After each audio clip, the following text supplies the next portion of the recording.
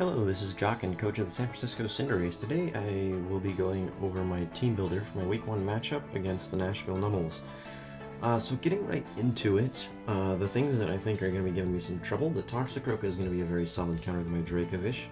The Tangrowth will be annoying defensively. It can take 2 Vicious Wrens.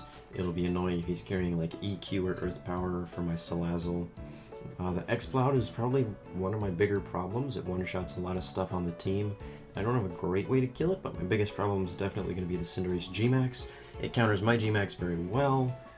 It hits my Skarmory very hard and ignores its Sturdy, and it can one-tap the Umbreon with a high jump kick. So, a couple problems. Excuse me. That I need to deal with. Let me show you what I'm bringing this week. So we have first the Rillaboom G-Max, then Umbreon, Dracovish, Salazzle, Skarmory, Gardevoir. So my top 6, my S, my A, my G-Max, and then my 3 B tiers.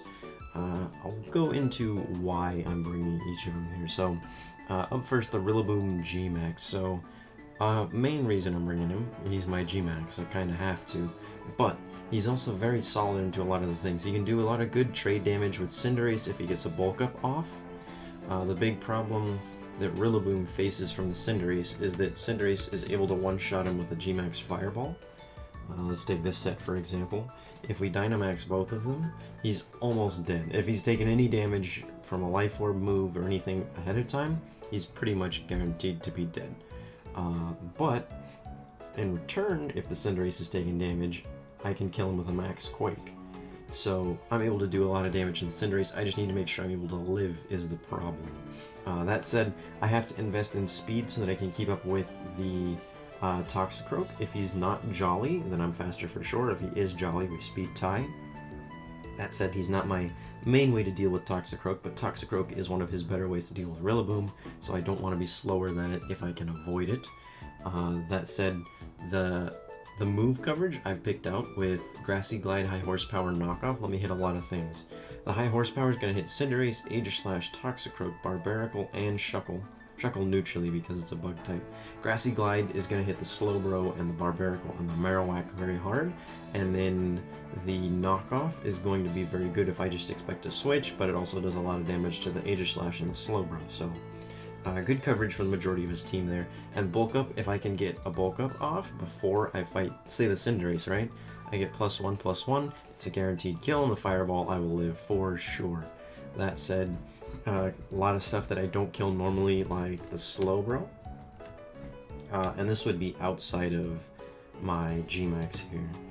If we undynamax them. I wouldn't normally kill the Slowbro without the +1. If I go back to normal here after my bulk up, you can see it's good damage, but it's not a one-shot. And if he's carrying Flamethrower, he's going to do a lot of damage to me. So by being able to get that +1 attack off and get a chance at the kill, it's almost guaranteed, and if I get my layer of spikes off, it's going to be guaranteed. Oh, he's got heavy-duty boots on this set, so if we switch it, guaranteed one-shot after a layer of spikes. So that's the main reasons for Rillaboom. Like I said, the things we gotta watch out for, the Slowbro carrying Flamethrower, the Cinderace, and the Toxicroak are the big worries there. Up next on the team, we have Umbreon. This Umbreon is going to be carrying Leftovers with Synchronize, Wish, Protect, Heal Bell, Foul Play with especially defensive EVs. This Umbreon's main job is to counter if it's specially offensive Aegislash. It has an almost perfect matchup. There's nothing he carries that scares my Umbreon on the special side of things. There is the ability to counter the Slowbro. He doesn't really get anything that worries it. I mean, maybe Focus Blast. Same with the Tangrowth, it gets Focus Blast. I don't expect either of them to be running it, but it is a possibility. And then Umbreon can also come in on the Sableye and be threatening to the Sableye, because there's not a lot it can do that Umbreon cares about. That said, it does get threatened by the Cinderace, it does get threatened by the Toxicroak, so there's things I do need to watch out for when I'm using it, but if I pull it up here, you can see like Aegislash with Choice Specs. Even an Aegislash with Choice Specs in Blade form is doing 42% at most, and then I just one-shot it with a Foul Play. That's special attacking Aegislash. If it's Choice Band without Close Combat, Aegislash, Choice Band set here, and he doesn't have Close Combat where I catch him on the switch, even in Shield form, he's going to take a chunk of damage. So Foul Play is a very good move on Umbreon this week. It hits a lot of things on his team pretty hard. Even the Exploud though, the Exploud would be the main thing I want it to be able to wall. It still has trouble. The Boom Burst, if he's spamming Boom Burst, like it takes 3 Boom Bursts and it's dead, and it's not going to kill with Foul Play quick enough. So it's going to be a problem that something is probably going to get sacked in order to deal with this Exploud. Or I need to have a layer of spikes up and I bring in something later, but we'll get to that in a minute. So Umbreon's good defensively. The big thing for it was that there's a lot of move compression problems, that there's a lot of stuff I want to run, but I need to pick what's most important. I wanted to run Taunt for like Sableye, for Shuckle, for Tangrowth to stop it from setting up Leech Seed, that sort of stuff. I wanted to be able to run Toxic so that I could Toxic the Tangrowth, the Slowbro, those kind of things. But doing that makes it so that I have nothing to hit the Aegislash. And the reasons I went with the moves I did, the Heal Bell, Protect, Foul Play, Wish. If you run Wish, you kind of have to run Protect if you want to get reliable recovery. You can get away without it, but this week, if I don't run Protect, I'll be dying to a lot of stuff that I could live otherwise if I bring Wish. So I need Protect, I need Wish, I need Heal Bell, because there's a lot of things on his team that carry status. The only stuff that is new that doesn't get status, or I should say Toxic, Cinderace. Everything else gets Toxic. I know the Sableye gets like Thunder Wave, Will-O-Wisp, so it gets stuff that's annoying there. I just need to be able to clean Toxic off of mainly my Umbreon. I don't want it on my Rillaboom or my Dracovish either, so Heal Bell is a worthwhile bring this week over like Taunt or Toxic. Up next, we have our S tier, our Dracovish. Now, I chose Choice Band with max speed this week. If you look, base 75 outspeeds everything on his team that's not Toxicroak or Cinderace. So unless he's got like Scarf Aegislash, Scarf Exploud, Dracovish is still gonna one-shot a bunch of stuff with Vicious Rend. Like even the Cinderace, if we come over here and we say Dracovish versus Cinderace G-Max, right? And we put it at level 50, you can see it's doing 200 outside of Dynamax. In Dynamax, it still kills it. So say something dies, like my Umbreon dies, and I don't want to switch something else in, it gets high jump kicked, right? If we put, say, high jump kick, you can see it's still not going to kill the Dracovish. Like, Zen Headbutt is his best answer to this Dracovish, and it's going to do practically nothing, honestly. Like, yeah, it's 62 to 75, but then it gets one-shot by Vicious Rend. So he has to keep his Toxicroak around so that he has a Vicious Rend switch in, and even then, I'm carrying Psychic Fang. So if we pull up Toxicroak, you can see level 50, it dies to a Psychic Fang. It could be carrying Psychic Resist Berry as its item, but, oh, that's Dynamax. So, no, I take that back. Even if it's carrying a Psychic Resist Berry, it's dead. It just dies to Psychic Fangs. There's nothing it can do. So, it's going to be interesting to see, like, I have to figure out how he wants to play. If it's, I bring in Dracovish every time he's going into Toxicroak, that's an easy Psychic Fangs prediction. But if he's playing it properly, if he's switching around, making it tough, if he's going into Tangrowth and Aegislash and Toxicroak and spreading it around, it's less than ideal for me, but it's still good that I can wear those things down. I should say, both Tangrowth and Slowbro get a Regenerator core between the two, so I'm expecting them both to be there, but we'll see. The other moves Dracovish is carrying, Outrage and Crunch, are good for if I don't know what's coming in, because Outrage, I believe, 2-shots Tangrowth. Let's see if I'm remembering correctly here. Not quite, no. Tangrowth is just a good answer. This is defensive Tangrowth. He could bring AV as his item, but that won't change the damage it's doing. So Outrage isn't bad there. Toxicroak. It's going to do a chunk to Toxicroak. Yeah, it one-shots Toxicroak. And it's going to do a bunch to the Slowbro and a couple other things. The Cinderace probably takes a bunch too. If we change that to level 50, yeah, it almost dies. If spikes are up, it's dead for sure. So Outrage is a good option if I'm just like, I don't know what's coming in, I'm going to click Outrage, because he doesn't have a Fairy type, so it makes it very safe to click that way. And then Crunch is there mainly for Aegislash, Slowbro. They both take good damage from it. I will say that Aegislash dies to a Vicious Rend, even in shield form. Yeah, 140 in shield form. That's his more defensive form where he has the higher base defense stats. So, yeah. Crunch is nice, but you can see Crunch isn't even doing as much, so it's mainly there for Slowbro. because Slow-Ro takes the Vicious Rend pretty nicely, all things considered. Not level 100, come on, 50. Yeah, pretty nice on the Vicious Rend, it's taking half. So it's a 2-shot if spikes are up, 3-shot. Otherwise, whereas Crunch is going to be the guaranteed 2-shot. So that's the main reason Crunch is there, in case I get in a 1v1 with the Slow-Ro and I need to be able to kill it. Otherwise, if Toxicroak dies, I'm pretty safe just starting to click Vicious Rend.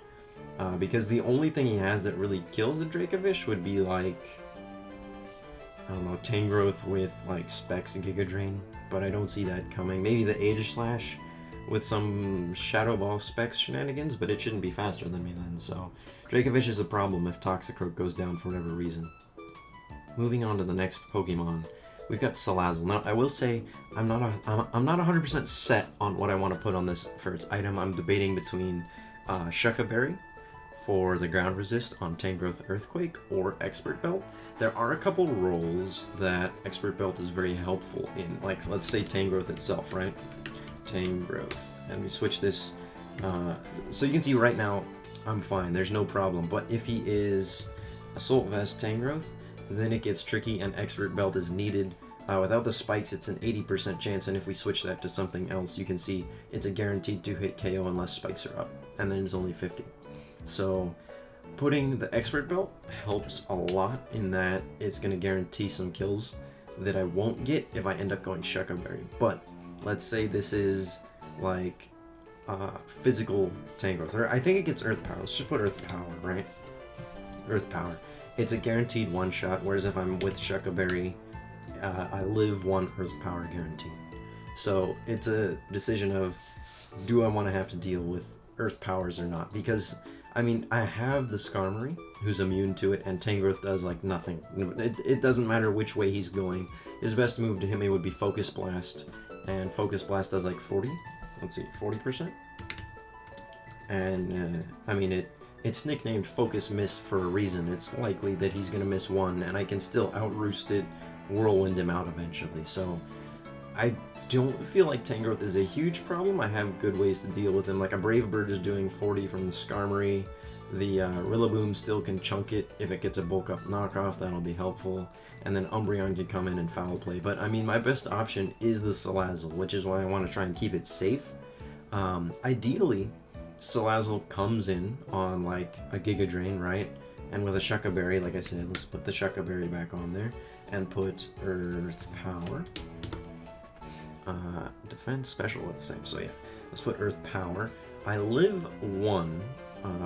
If it's max rolls on both, like, or I shouldn't say that. If he gets a max roll Earth Power, I end up dying, right? Let's take 14% off. So that would be what, 86?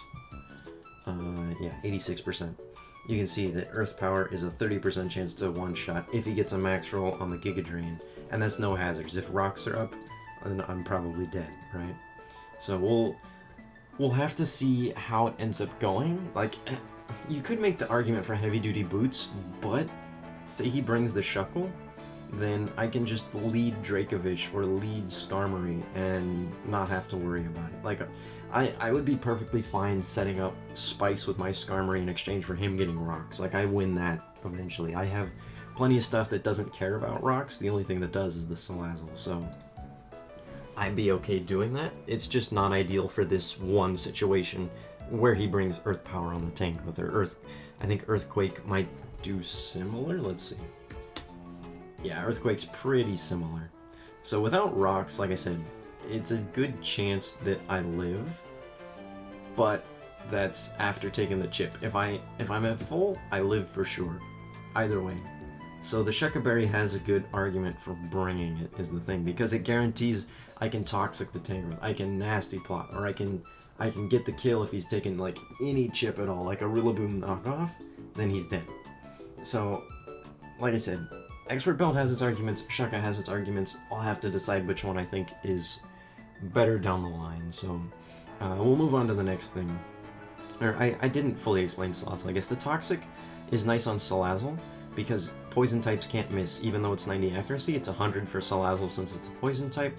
And then Corrosion can poison or badly poison other Pokemon regardless of their typing. So If we come back over here, poison and steel types are immune to toxic. Normally, I can poison the Toxicroak and the Aegislash with my Salazzle. So I can just toxic and something's getting toxic. It doesn't matter what he switches in, it's getting toxic. And he has to run something with Heal Bell or Aromatherapy, right? So let's come over, we'll do the matchup tab here. And come to this tab and we put us both in.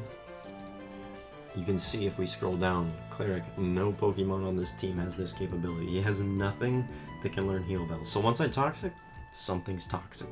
He's just getting something that's going to have to deal with that chip. And I can do that multiple times ideally. Like, I don't want to come in on the Slowbro, but coming in on the Tangrowth or the Aegislash can be kind of safe. Or even the Toxicroak if he goes for fighting moves.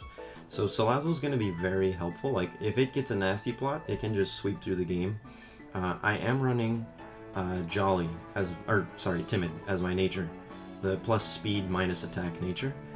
If he doesn't run max speed Cinderace, like max speed Jolly, then my Salazzle is faster guaranteed. So that's the big reason to run it. If I do run, say Modest, it does give me that boost.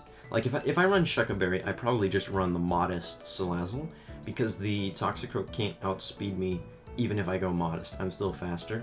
So it does have an argument to, like, yeah, maybe you run Modest if you end up going with Shuckle Berry as your item. But if I end up going Expert Belt, then Timid is definitely the better option. So we'll see how it ends up going. I'll make a decision pretty soon here. Skarmory.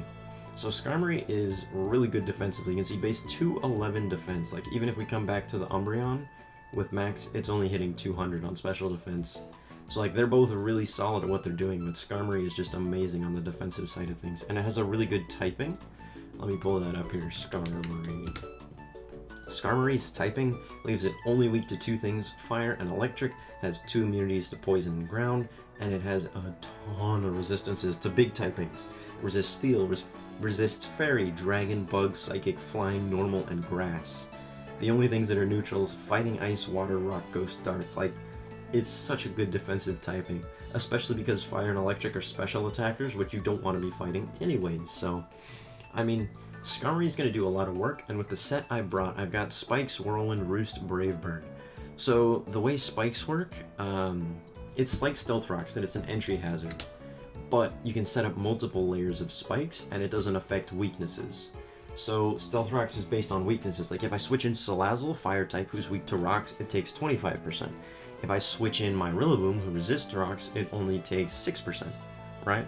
So it's really good in certain situations, and Skarmory does get it, so I considered running it, but the only thing that's weak to rocks would be the Shuckle and the Cinderace, right? And it's like, well, I'm not too worried about rocks affecting either of those. Spikes is the better option, because as you see, 1 layer of Spikes guarantees an 1/8.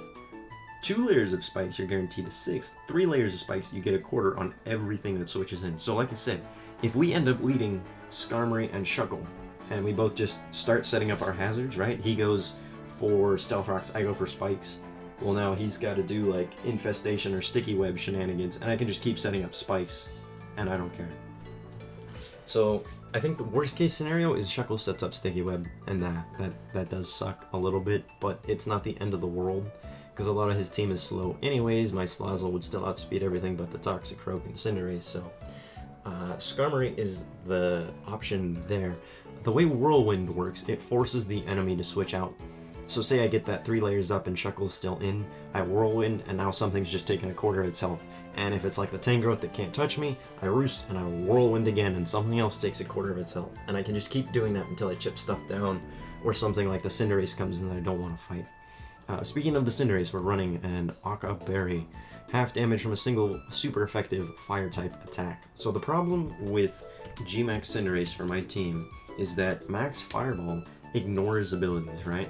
Which doesn't sound like it's that strong, but the trouble is it ignores abilities like Sturdy. So if I get rid of the Aka Berry, you can see it's a good chance to Oko, right? If he rolls that 101 6% chance, my Sturdy doesn't matter, he just kills me. It doesn't put me at 1 HP, I'm just dead. So if I want to be able to come in and take hits from this Cinderace, I have to run an Aka Berry so that I can take 1 guaranteed. and then once the Ockerberry is gone, well, I'm dead, but it buys me 2 turns, and then I can just bring in Rillaboom and stall out the last turn with G-Max Guard. Kill him with a high horsepower. Like if you look, if that ends up happening in a situation, right? I'm Dynamaxed, he's not. Pyro Ball hurts, yeah. And even with Life Orb, it almost kills me, but I can kill him with a G-Max Quake, so there's ways around it. The Ockerberry is like a worst case scenario, or it's there for Slowbro with the Flamethrower that I was worried it might be running for, what's his name, Rillaboom. So like if it is running Flamethrower, you can see it's not going to do much because of the Ockerberry. Oh, that's Dynamax, that's why. Still, 26 to 30 is not bad.